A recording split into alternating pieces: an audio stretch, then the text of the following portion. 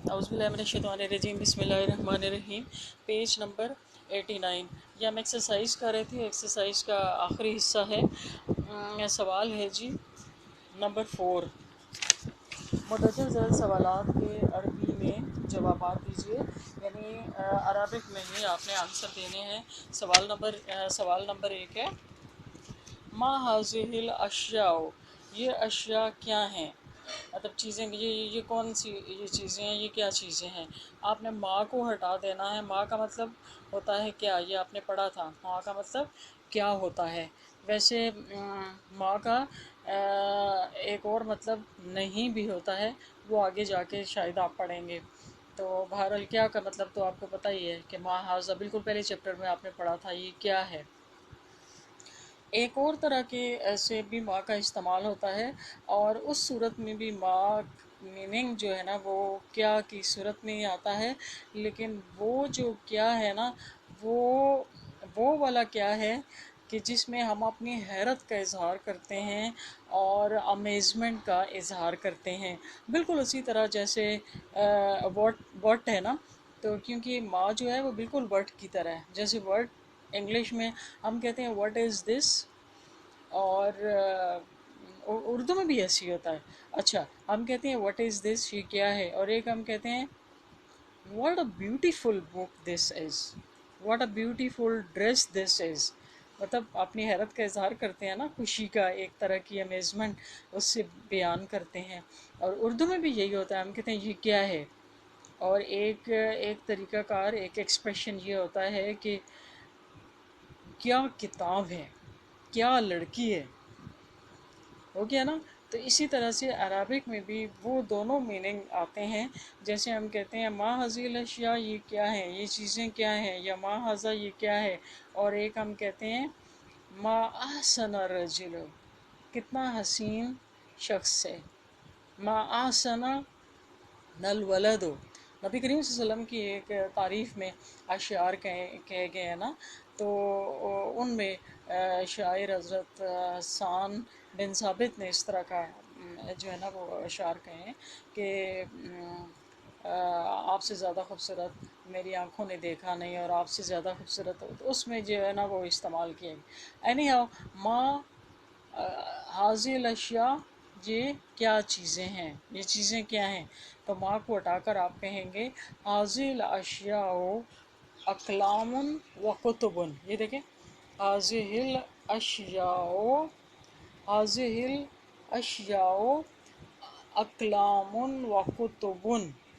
अच्छा, जब वीडियो चल रही होती है ना, तो आप देख के जब आप लिखते हैं ना तो उसको स्टॉप कर दिया करें, यूँ ऐसे रोक के, तो फिर आप देख के लिखा करें। पता नहीं आप लोग कहते हैं मुझे समझ ही नहीं आती। खैर, आप लोगों की जानिब से तो कभी इस तरह के सवाल नहीं आए, ये सेकंड ईयर बोल रही होती हैं इस तरह। अगला सवाल है जी, माज़ा फ़िल मंजिल, घर में क्या है। इसका जवाब है फ़िल मंजिल, घर में गुरफ़ुन, कमरे हैं।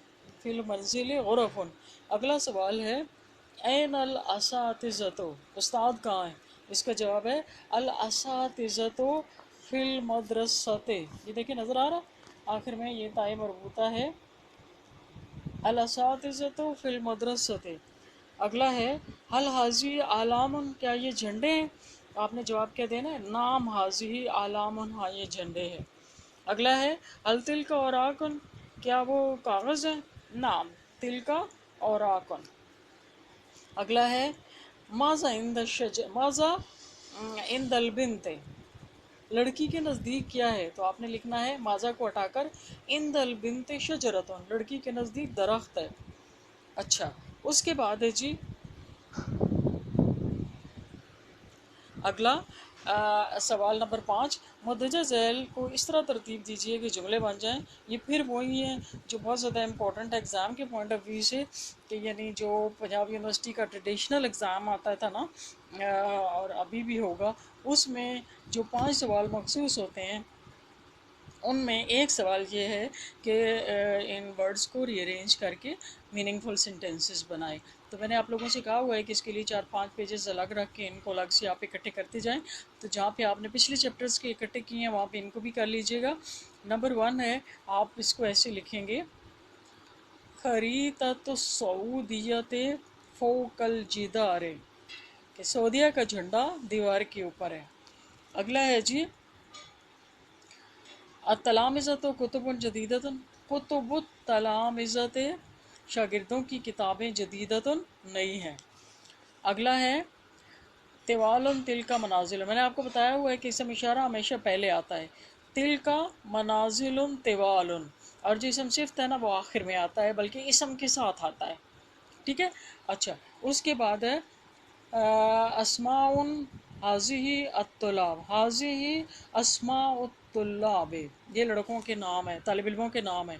اگلا ہے مدرسہ حدائق جمیلۃ، حدائق المدرسۃ جمیلۃ. اگلا ہے اندا المرا یا اور اولادن. ٹھیک ہے. آپ نے کیا لکھنا ہے؟ اولادی عند المرات، میرے بچے عورت کے پاس ہیں. چھٹا سوال ہے جی مجھے ذیل جملوں کو پڑھنے کے بعد ان کا ترجمہ کیجئے اور اس کے بعد جملوں کو جملوں کی صورت میں اسموں کی جمع بیان کیجیے. اچھا ترجمہ پہلے کرتے ہیں. حاضی شجرۃ طویلۃ، یہ ایک لمبا درخت ہے. اب آپ نے اس کا جمع لکھنا ہے، پورے جتنے بھی چیزیں ہیں نا سب کو جمع بنا دینا، اس کو بھی اس کو بھی اس کو بھی. ٹھیک ہے. حاضی ہی کا جمع ہوگا ہاؤلائے، ہاؤلائے اشجار طوال. اگلا ہے ذالک الولد، وہ لڑکا فی المدرسۃ، مدرسے میں. اب ان سب کو جمع کرتے ہیں. ذالکہ کا ہوگا اولائکہ، ولدن کا اولادن، اولائک الاولاد فی المدارس، ایسے لکھیں گے اولائک الاولاد فی المدارس. ٹھیک ہے. اس کے بعد اگلا ہے جی الرجل الکثیر عند السبورۃ، کہ چھوٹا آدمی تختہ سیاہ کے پاس ہے. آپ نے لکھنا ہے الرجال الکثار عند السبورات. الرجال الکثار، یہ میں نے کثیرون لکھ دیا، وہ بھی ٹھیک ہے لیکن آپ نے کثار لکھنا ہے. سوری، الرجال الکثار عند السبورات. ٹھیک ہو گیا. اگلا ہے مدرج ذیل الفاظ کی جمع لکھیے. سریر سرور، اسم اسماء، رجل رجال، تلمیذ تلامیذ، غرفۃ غرف. اس کے بعد ہے خالی جگہوں کو ایسے الفاظ سے پر کیجئے جو جمع مکسر ہوں. جمع مکسر آپ کو پتہ ہے بہت اچھی طرح. پہلا ہے حاضی اشجار عالیۃ. اگلا ہے حل اندہ کا کتب لکھ لیں، اقلام لکھ لیں. اگلا ہے من الاولاد، من الرجال. ٹھیک ہے. من البنات، التلامیذ فی المدارس. اگلا ہے الاشجار فی الحدیقۃ. اگلا ہے فراغ جدیدۃ. آپ نے کیا لکھنا ہے؟ الکتب جدیدۃ، الکتب جدیدۃ. اچھا اس کے بعد ہے جی مجزر الفاظ کو خالی مناسب الفاظ سے خالی جگہوں پر کریں. آگے دیے ہوئی ہیں تین یہ ایم سی کیوز ہیں، ان میں سے ایک آپ نے چننا ہے جو کہ بالکل ٹھیک ہے. جیسے پہلا ہے تل کا اشجار. اب طویل طویلۃ طوال، کیا آئے گا؟ طویلۃ. اس کے بعد ہے اولئک رجال طوال، حاضی الاوراق جدیدۃ، المکتب فوق المکتب کتب کثیرۃ، الغرف کثیرۃ و واسعۃ، الغرف کثیرۃ و واسعۃ. اگلا ہے یعنی کثارن کی بجائے کیا ہوگا؟ کثیرۃ.